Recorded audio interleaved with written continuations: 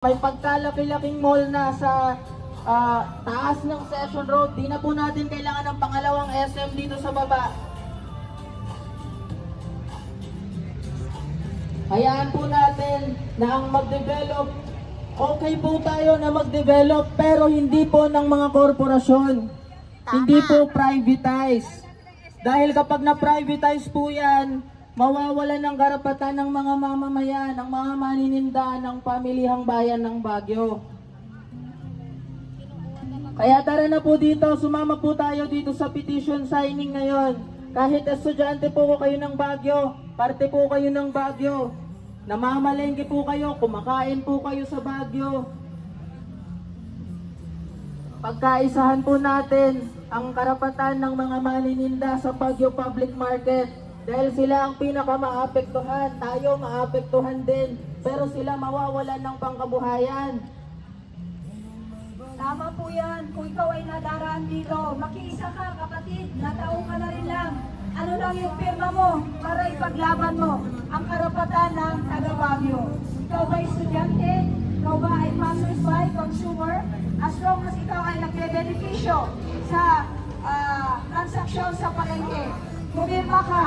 Isang pirma mo kapatid, voice mo yan, laban mo yan, para sa pamahalaan na ikaw ay marinig po. Ang alikain mo ay ayaw mo na ng isa pang mall sa mismong palengke. Ipaglaban mo yan. Ako po ay isang nanay na ako ay naka-experience po ng isang pagpapatayo ng isang bahay. Nung umpisa po na ako po ay nagpatayo ng aking sariling bahay, ay halos wala po akong makitang malaking konto para ito po ay maumpisahan ko at tapusin.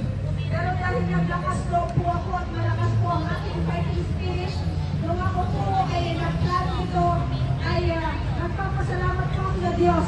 Dahil hanggang pinapagawa ko po yan, ay dire-diretso po na meron po sustenance. Meron po ako nalilikom na budget at akala ko po ay hindi ko matapos ito, pero nung sinimulan ko po ang aking bahay, ito po ay aking nagawa.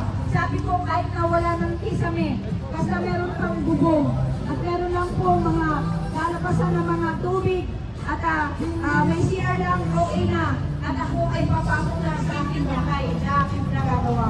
Ngunit alam niyo po, sa ating pusikidong pagpaplano ito, ako po ay nalipat na halos ito po ay furnish sa isang bahay. Ganoon po, kaya ko po naikwento ito. Dahil kung tayo po ay may plano at porsigido po tayo, ang palengke, kayang-kaya po natin. Sa dami po na nais tumulong, ay wala po yung takot. Wala po tayong, hindi po tayo magagambala.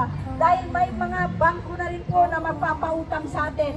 Meron din po mga co-op consortium. Ano pa po ba ang hindi natin kaya? Kung pondo lang ang pinag-uusapan, pwede rin naman po magbigay ang bawat vendor ng tag-1 milyon. Pero yan po ay sa pamagitan lamang po ng gradual na pagbibigay.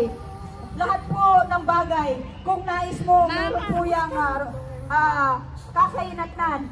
Kung ayaw mo, maraming paraan. Pero sa ating